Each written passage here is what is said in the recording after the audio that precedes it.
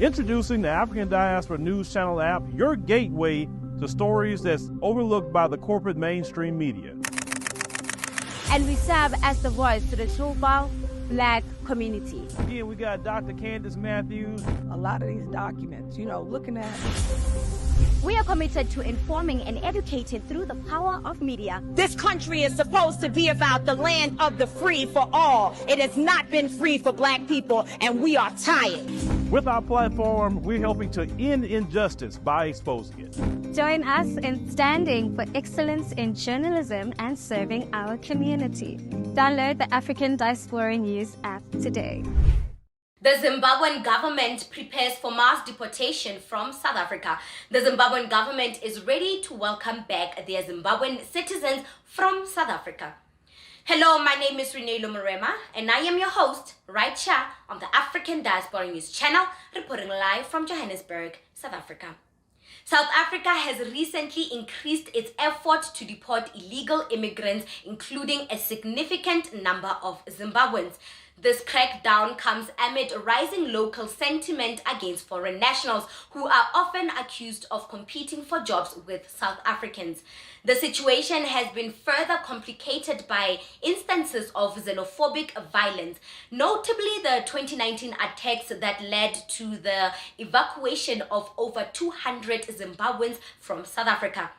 Recent reports indicate that over 1 million Zimbabweans reside in South Africa, both legally and illegally, making them one of the largest migrant groups in the country. The issue of Zimbabwean migrants in South Africa is also influenced by the country's political landscape.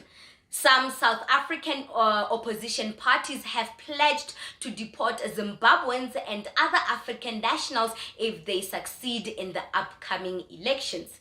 This has further heightened the urgency for Zimbabwe to prepare for the possible return of its citizens. In preparation for these developments, the Zimbabwean government's effort to upgrade reception facilities and organize support and mechanisms reflect a strategic approach to mitigate the potential challenges of mass deportation and ensure the smooth reintegration of returnees.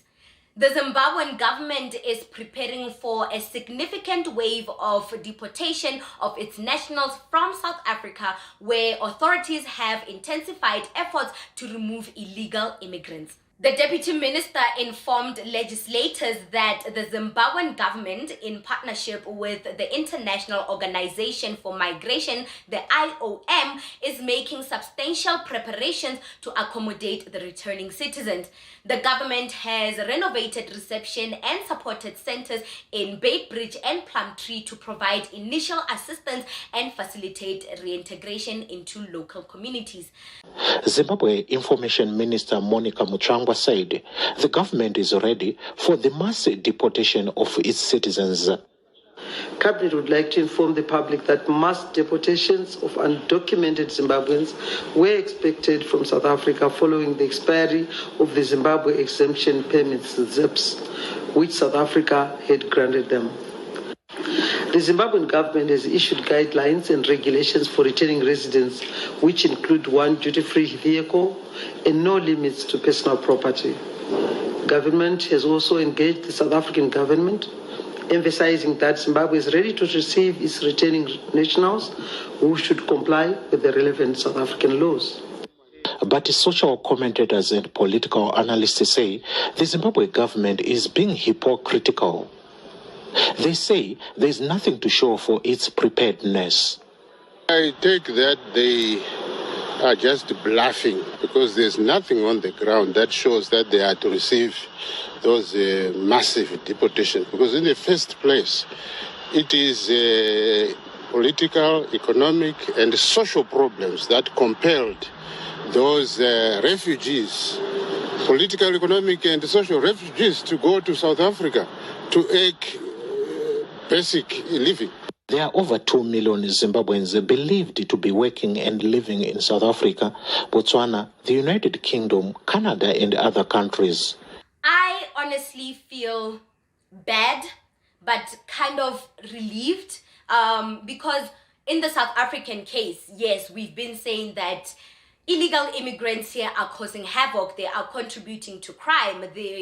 We are competing with them for certain jobs and low income type of jobs, by the way. So the situation in South Africa with illegal immigrants is just not good at the present moment. But at the same time, these immigrants have lived in South Africa for so long that some of them have given birth and their children know South Africa as their home. South Africa is an environment that they have familiarized themselves with. So right now, this transition, as much as the government, the Zimbabwean government and the South African government will ensure that the process is smooth, at the end of the day, the psychological effect of moving to a new environment is very unsettling, especially when you know the political dynamics of that country. For instance, in Zimbabwe, the government is really bad.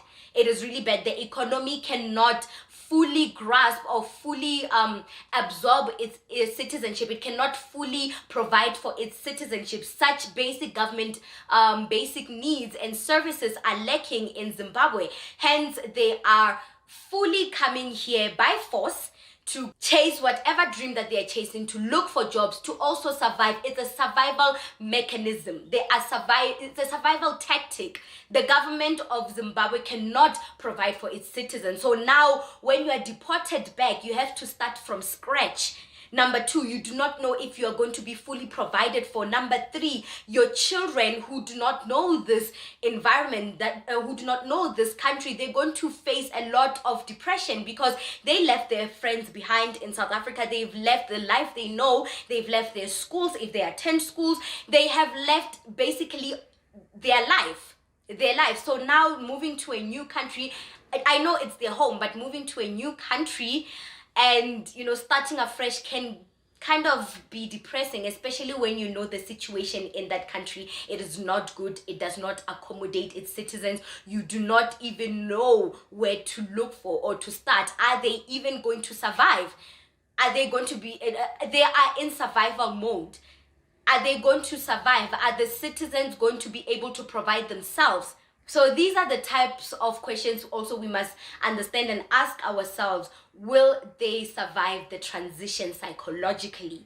I honestly feel bad, but also kind of relieved. Now we shall see if indeed South Africans really were fighting for jobs, if really they want to be employed. Now we will see that, you know what, will the South African economy absorb its unemployed people the way they've been promising in their political rallies and their political election campaigns? Will the government live up to its end of the bargain? Now there will not be excuse for saying, oh, foreigners stole your land, foreigners stole your jobs. Now we will see if the government will fully function, and because there'll be freed up space, the economy will be free. The economy will have less burden, and we will see if the citizens are really serious about getting employed. That's just my 2 cents. What do you think about this segment? Comment to us in the comment section below. Don't forget to like and share the broadcast. Subscribe to our YouTube channel. Hit that notification bell so you don't miss these groundbreaking conversations right here on the African Diaspora.